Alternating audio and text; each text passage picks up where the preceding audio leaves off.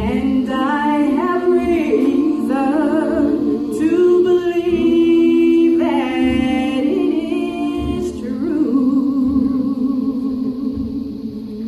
I know.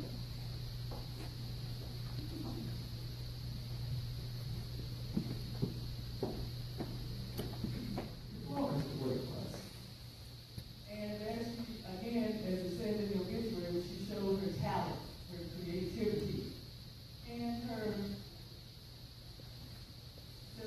she's just a great person.